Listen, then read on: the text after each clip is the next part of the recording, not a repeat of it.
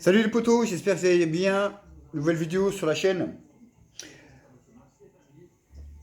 On va revenir un petit peu sur le match de Nantes et on a des nouvelles infos sur la prolongation ou pas de Kylian Mbappé. Donc restez jusqu'à la fin. Donc je voulais remercier encore les nouveaux abonnés qui se sont abonnés à la chaîne. Alors, on va revenir un petit peu là-dessus. On va déjà revenir sur la défaite de Nantes. Alors, je dis pas que Nantes a mérité sa victoire. Si, Nantes a très très bien joué le jour d'un soir, hein, le jour d'un soir où le gardien a été magnifique, tout a réussi au Nantais. Mais ce qui déplaît et ce qui a été mis en avant sur les supporters du PSG, hein, supportrices du PSG, où ça a vraiment été mal vécu ce truc-là, cette défaite surtout, c'est l'incompétence des arbitres français. C'est pas maintenant que c'est qu'on le sait. Les arbitres français ne savent pas arbitrer.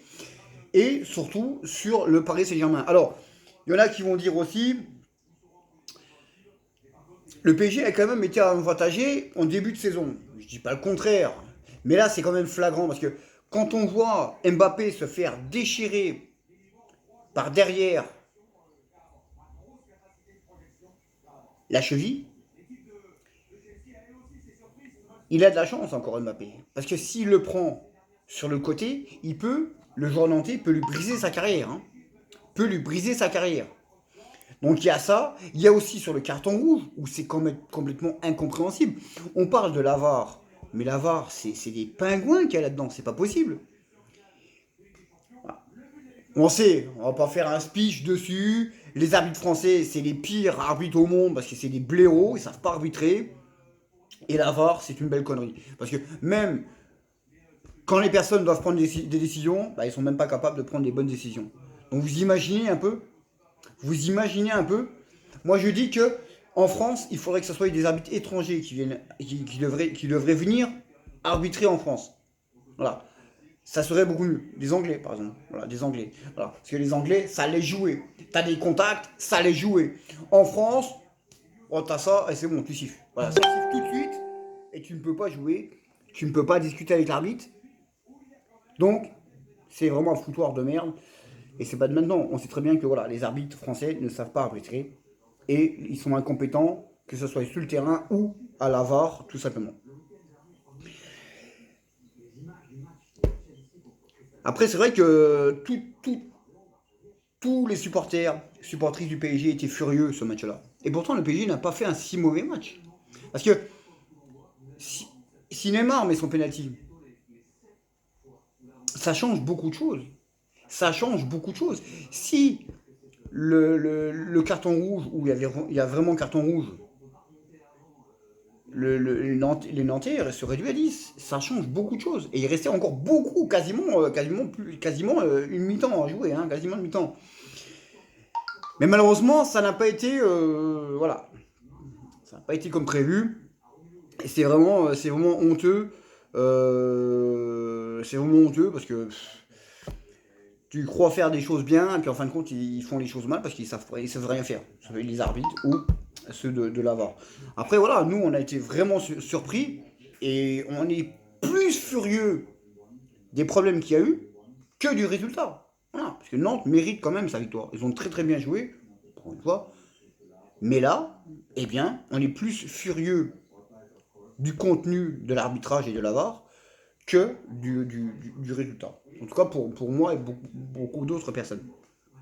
Après, on a aussi le problème des joueurs qui n'ont rien à foutre au PSG. Voilà, c'est pas de maintenant. C'est pas de maintenant. Il y a des joueurs qui n'ont rien à foutre au PSG. Et plus de la moitié n'ont rien à foutre au PSG. Et il y en a, ils sont sur les bancs, comme Javi Simon. Et bien ces joueurs-là, voilà, ben, ils ne les font pas jouer, tout simplement. Alors ils les ont fait jouer il y a un temps, mais malheureusement maintenant, ben, tout le monde revient. Puis les joueurs-là, ben, tu les verras plus. Voilà. Alors pourquoi tu fais pas des turnovers? Parce que tu as quand même 10 points d'avance en Ligue 1. Mais non, voilà, ça ne fait pas jouer, ça ne fait pas confiance aux jeunes. C'est pour ça que tous nos jeunes tous les jeunes du PSG se barrent, et puis ils vont réussir ailleurs. Parce qu'au PSG, ils jouent pas. Donc, vous voyez, Nkunku, voilà, Nkunku, Coman, ça n'a pas fonctionné au PSG, mais ça marche très très bien ailleurs. Donc voilà, le problème au PSG, c'est ça aussi, c'est avec les jeunes, parce qu'ils font pas confiance aux jeunes. Voilà. Alors, c'est pas parce que tu as des stars que tu dois gagner. Neymar ne fout rien. Alors, depuis sa blessure-là, il est revenu, il est plutôt pas mal. Il est plutôt pas mal. Mais, voilà. Est-ce qu'on va retrouver un vrai Neymar comme il y avait il y a 2 3 ans, en début de saison? Ça va être compliqué, hein. Je pense pas. Messi, c'est pas la peine. Messi, il fait pas ce qu'il faut. Di Maria, il est sur le déclin. Voilà, ils sont pas beaucoup à faire ce qu'il faut au PSG. T'as les deux gardiens. Et encore, les deux gardiens, Keylor Navas, lui, il prend un but, voire maintenant, il prend 3 buts par match. D'accord? Autrement, il en prend un par match. Tandis que Donnarumma, lui, il prend un but tous les 3 matchs. Donc il y a une sacrée différence. Donc là aussi, il faudrait mettre une hiérarchie en disant, bah c'est bon, hop, stop, on arrête. Donnarumma, t'es titulaire. N'en déplaise à Keylor Navas, il a fait son temps. En plus de ça, il est encore blessé. Donc voilà, tu mets la hiérarchie, Navas, Donnarumma, Navas.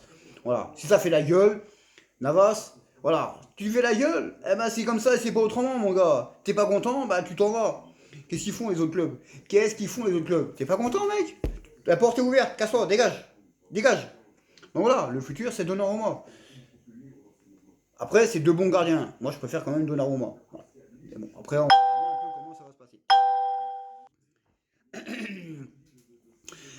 Qu'est-ce qu'il y a eu aussi ce week-end? On a eu le Real de Madrid qui a repris confiance, qui reprend les couleurs, qui repart de l'avant avec une victoire à Alaves 3-0 où Vinicius Junior et Benzema ont mis un but. Donc ça donne un regain de forme aux Madrilènes, mais c'est pas... Saleté, c'est pas encore ça. C'est pas encore ça, parce que, voilà, c'est parce que ils ont marqué que c'est bon, faut arrêter, tout est bon, tout est beau. Non, ça n'a pas été top, top, top, mais le Real a gagné, ils ont marqué. Dans le jeu, c'est pas flamboyant, mais l'essentiel est là. Vous savez, quand tu gagnes, c'est toujours bien. Quand tu marques, c'est toujours bien. Par contre, si tu perds et que tu n'arrives pas à marquer et que tu as des occasions, eh bien, c'est pas bon. Voilà, c'est pas bon et tu as le moral qui est en chute. Par contre, c'est le contraire, eh bien, tu as le moral qui monte. C'est tout à fait normal, c'est comme tout. Alors, j'ai mes fiches, j'ai toutes mes fiches ici sur la tablette, donc je vais lire mes fiches et ensuite on prendra le sujet tout simplement. Alors,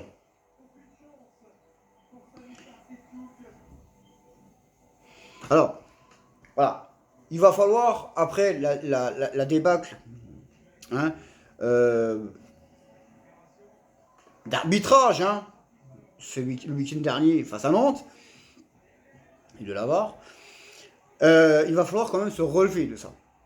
Il va falloir quand même se relever de ça, parce que tu perds, oui, il y a de la place, on a plus de 10 points d'avance, pas de problème. Mais il va falloir vraiment faire les choses correctement maintenant. Parce que perdre des trucs comme ça, à un moment donné, ça va pas le faire. Parce que si tu fais le con sur le terrain, heureusement quand même que les autres clubs derrière, ils en profitent pas. On voit les chèvres de Marseillais. Voilà, les autres clubs n'en profitent pas. Bon. Mais il va falloir se remettre de l'avant pour le Paris Saint-Germain, repartir de l'avant et laisser le problème là derrière. Voilà.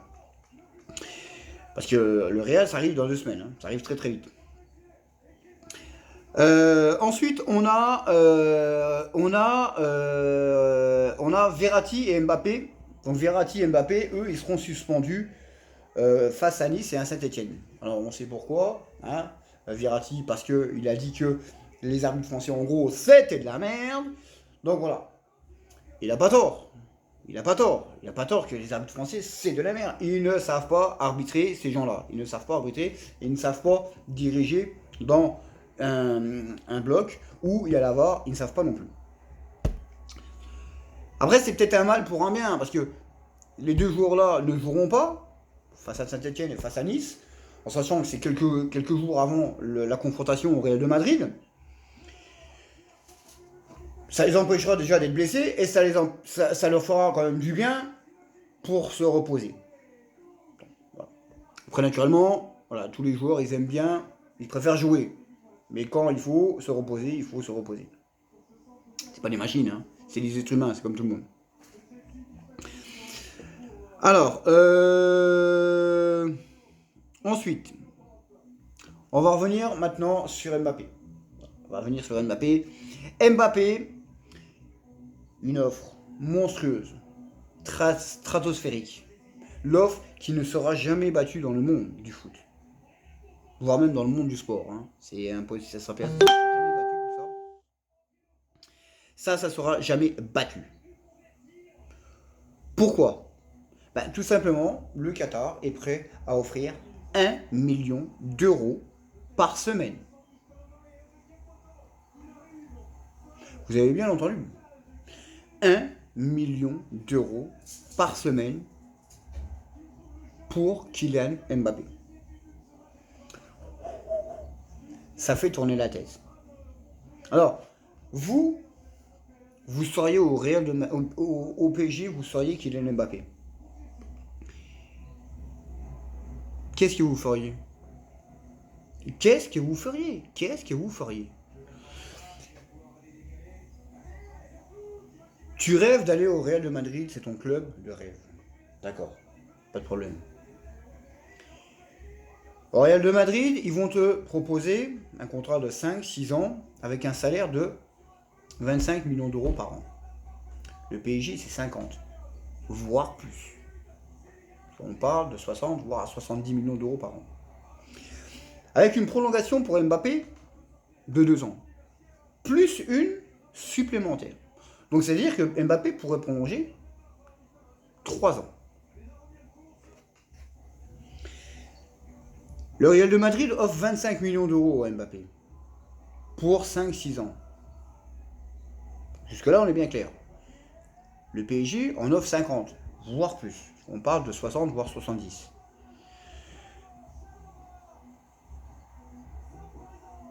Ça fait vraiment tourner la tête, hein, ces sommes-là. Hein. Franchement, ça ne sera jamais battu. Hein. Ça ne sera jamais battu. Ces sommes-là, ça ne sera jamais battu. Mais, on sait que Mbappé veut aller au Real de Madrid. Il ira au Real de Madrid. C'est sa destinée d'aller au Real de Madrid. Et il y a quelques semaines, voire quelques jours, où on n'était pas résigné. En tant que supporter du PSG, en tant que Boulogne Boy, on n'était pas résigné à se dire, ben, on n'était pas assis, on était résigné. Mbappé, c'est fini. Il va partir au Real de Madrid. C'est pas qu'il parte au Real de Madrid. C'est qu'ils partent libres. Le PSG l'a payé, 180 millions d'euros par an. 180 millions d'euros, pardon. Ils l'ont quand même payé 180 millions d'euros. Là, il va partir libre. 0 euros, même pas un centime. Même pas un centime. Donc,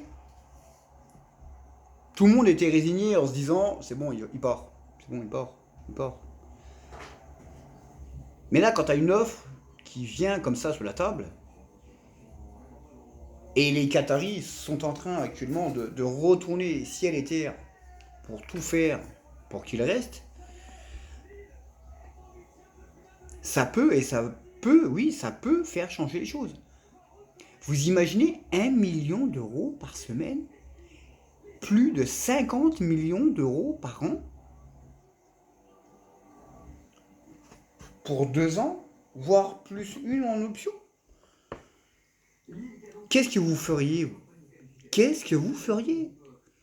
Vous seriez à la place de Mbappé, vous diriez, je pars au Real de Madrid. Real de Madrid, d'accord? 25 millions d'euros, contrat de 6 ans. Il y aura des primes, hein. Il y aura des primes. Primes de match, primes de but, machin. Florentino Pérez, il va l'augmenter de quoi? De 5 millions d'euros? Ça fera quoi? Ça fera 30 millions d'euros par an. Tandis que le PSG, c'est double, voire plus du double. Alors, ça peut, et ça peut faire changer les choses.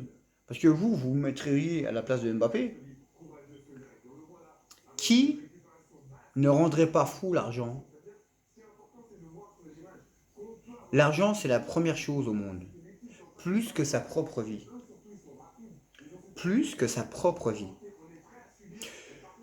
Tu vis pour l'argent. Tu aimes l'argent. Tout le monde aime l'argent. Tout le monde rêve d'argent. Il n'y a que ça qui compte. L'argent, l'argent. Si t'as pas d'argent, tu vis pas. Tu fais pas ce qu'il faut. Et là, avec ce que le Qatar est en train de mettre en marche, d'offrir 1 million d'euros à Mbappé pendant une semaine, par le machin, plus de 50 millions d'euros par an, oui, ça peut faire changer les choses. Ça peut. Parce que, hein, on avait bien dit, Mbappé avait bien dit, moi l'argent ça m'intéresse pas.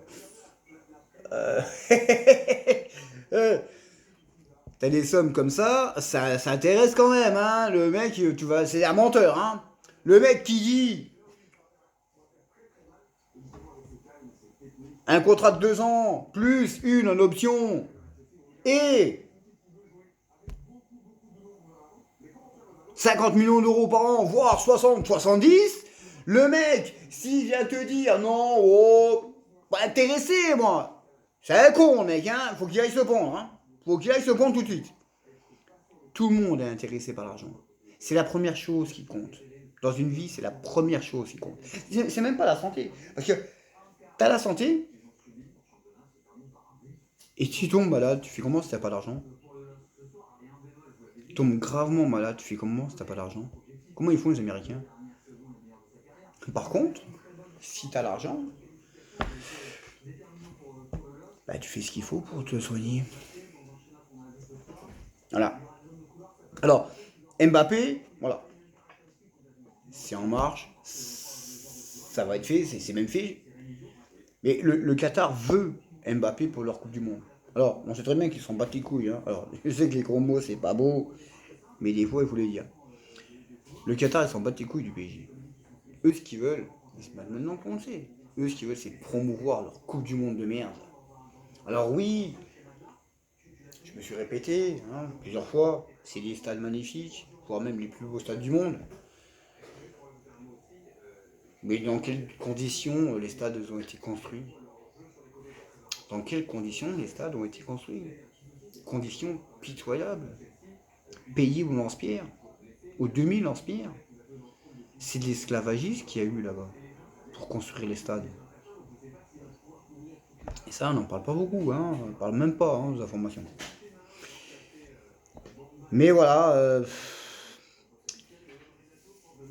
ça fait changer les choses. Et ça devrait faire changer les choses. Parce que Mbappé, il est pas con. Si Mbappé décide de prolonger, il a que 23 ans, Mbappé. Hein. Il est jeune. Hein.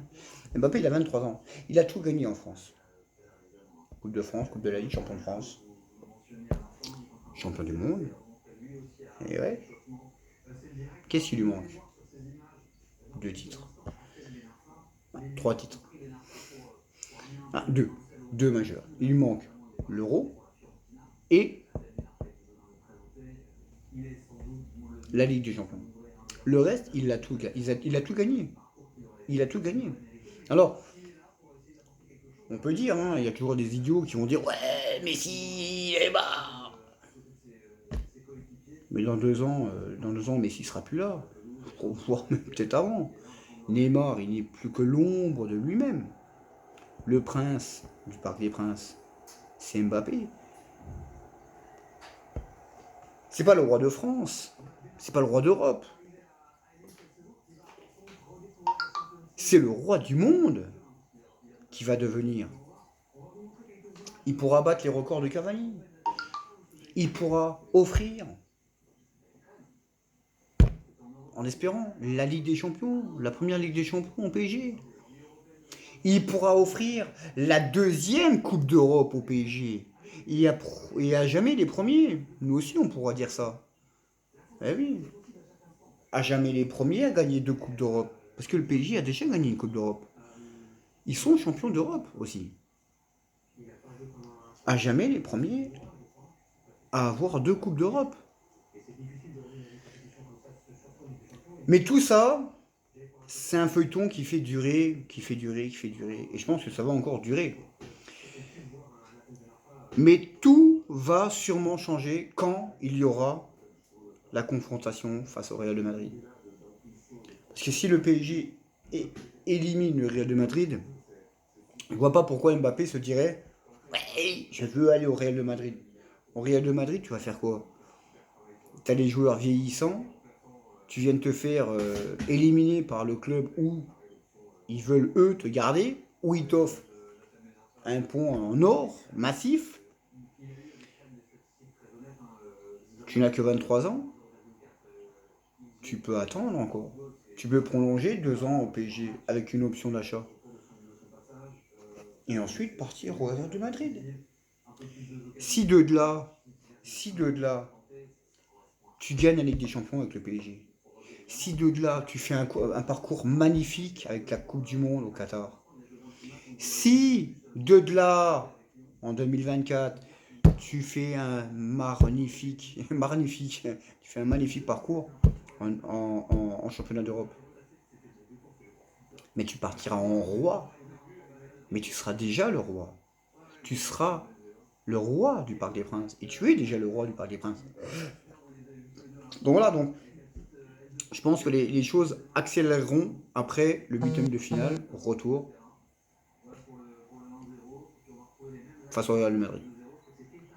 Donc on verra bien. On verra bien sur ce. Moi je vous laisse, j'espère que cette vidéo-là vous aura fait plaisir. Mettez vos commentaires, qui vous poussent.